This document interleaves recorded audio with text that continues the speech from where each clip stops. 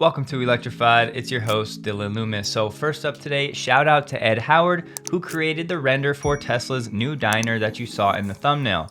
On that note, do you guys care if I create different thumbnails for videos, or would you prefer that I keep the theme and style the same so you can recognize the thumbnails in your feed?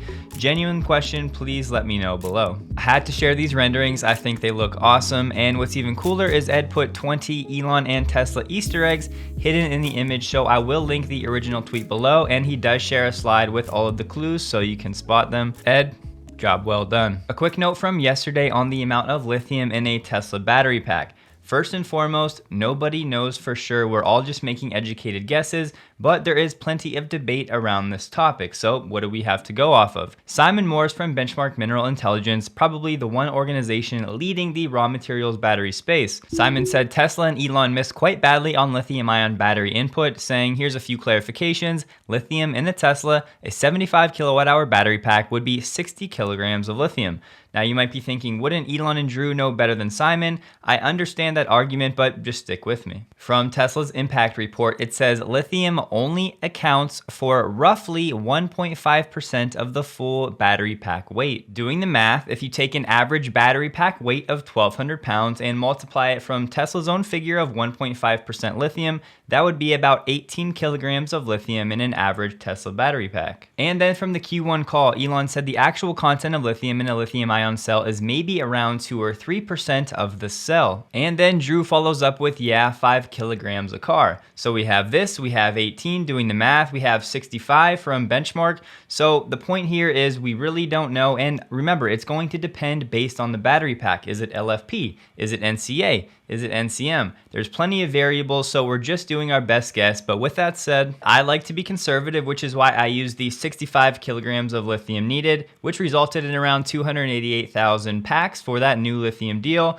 However, doing the math with the more aggressive assumption that you only need 5 kilograms of lithium carbonate, that would result in a deal for 3.75 million vehicles. So the right answer is somewhere in between. According to an insider at Giga Shanghai, Tesla China just had a hiring spree not long ago, and it is still very short of talent. They said Tesla China has very strict recruitment and there is still a shortage of talents. In the past, there were relatively more middle and high level recruitment, but this time the positions are mainly engineers. And to further confuse everybody, the insider explained that the company's hiring efforts in China have become more aggressive as of late. Here we have some excellent updates from Troy Teslike. His Patreon will be linked below. This is the average wait time for Model Y deliveries in the United States. As you can see, since March of this year, the wait time has been steadily increasing. In June, it's on average 214 days.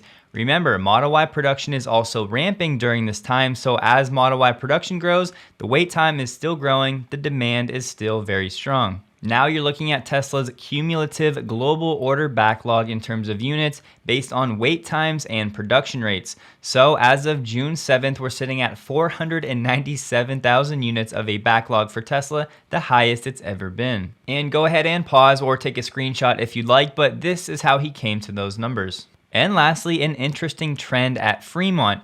Q1, Q2 of this year, standard range Model 3 production has dropped from 40% historically down to around 10 to 11%, and the long range has jumped up to around 75%. So maybe Tesla prioritizing higher margin vehicles right now at Fremont. PG&E had their official commissioning for the Moss Landing project, but naturally the Cybertruck made an appearance and absolutely stole the show. Here you have it, a quick video of the Cybertruck, and you'll probably instantly notice the wiper blade is definitely shorter, so will this be telescoping? Time will tell. The latest iteration of the wiper only going up about 60% of the windshield. And Elon's fired up. In response to that video, he said it will be our best product ever, IMO. Here's a better angle and a better look at the new wiper blade, a nice side profile, still no handles, and this sensor right here, and a shot from the ground showing what might be a step up into the truck. And here's the gold mine, some rare shots of the interior. Currently no airbag, but yoke confirmed. We used to see a middle seat here, now it seems to be an armrest. Maybe it will fold up and turn into a seat, but it looks like it would just be two front seats, perhaps, and most most likely a second screen directly behind the yoke and this interesting little window over here. But clearly a lot of work and refining that needs to be done when it comes to the interior. Moving on to what I believe is one of the most impactful news stories taking place in the automotive sector right now. This was a paywalled article, but Berlinergy shared some screenshots on Twitter. The gist of this article is Volkswagen's CARIAD division, focusing on its software development, is effectively imploding. Speaking of the CARIAD subsidiary,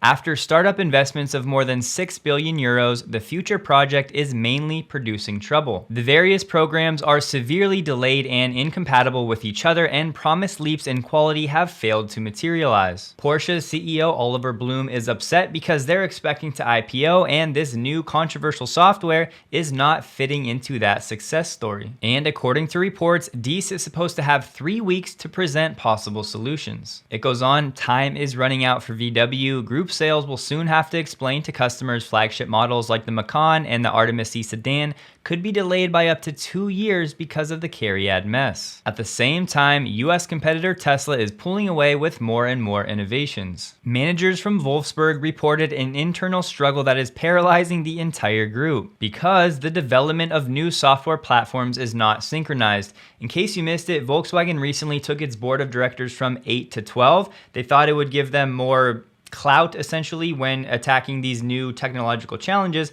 However, it's really resulting in them all going different directions, and there's no cohesiveness at VW. The battle over CARIAD provides an unvarnished view of the management structure of Europe's largest automaker. The board members are not working with each other, but against each other. There is little left of the spirit of optimism that Diess wanted to bring to the group. There is a principle of fear, according to executives. It's honestly a long but very interesting article. I will include a link below so you can see all of the screenshots. They do talk about F1 and Porsche, and I'm obviously interested in that. But the last thing I want to highlight, it says, in the medium term, things will only get worse. Several hundred developers that CARIAD had borrowed from Audi have returned to their employer. The loan period expired, and remaining with CARIAD was apparently not very attractive. One executive said the ideal situation would be for the company to master the subject itself, like Tesla has done. Investors would then value it more highly. Out of necessity, Blume, Porsche's CEO, is said to already have plans to buy an infotainment software from Apple. And lastly, directly from the CARIAD CEO, it's no surprise that not everything is going according to plan.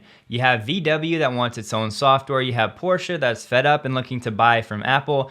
A complete mess when it comes to software for the VW group. And at the same time, we have this gorgeous, seamless new version of Apple CarPlay coming to some automakers. We'll probably hear more next year, but this seems like an excellent option for many automakers, but it has huge implications for the industry. Apple having already signed numerous auto companies, Apple is set to take over a significant portion of the auto market by controlling, to some degree, the software and user experience. However, my first question is this: will Apple software be running on legacy OEM hardware? This seems suboptimal at best.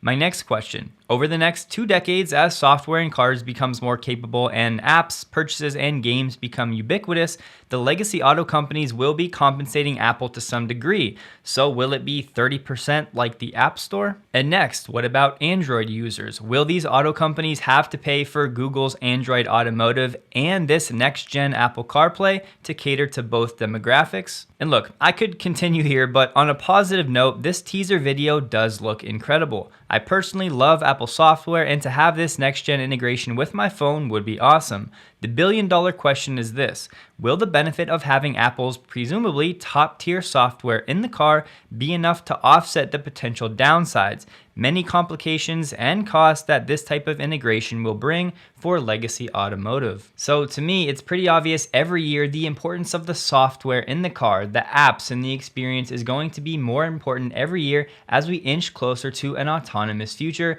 So these developments, in my opinion, are massive and should not go overlooked. Moving on, Tesla drawing the short straw, missing out on a $2,500 rebate for EVs in Texas due to, yes, the outdated dealership franchise laws. I'd like for somebody to confirm this with Elon, because we know he paid around $70,000 for the Tesla brand and presumably the logo. So is this really where it came from? This is an electric motor cross section.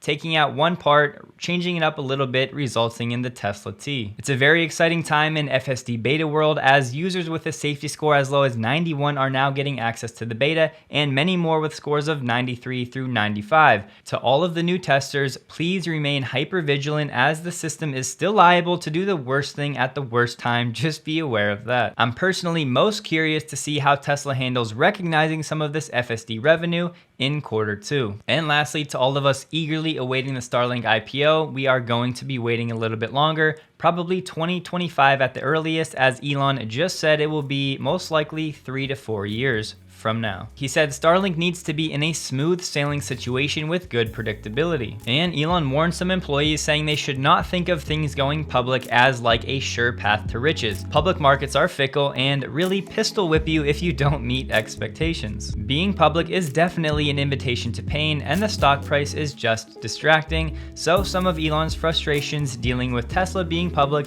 definitely showing through here, but as with everything in life, a good learning experience, and in the case of Tesla, definitely worth it, IMO. That'll do it for today. Please take a second to like the video if you did. Hope you guys have a wonderful day, and a huge thank you to all of my Patreon supporters.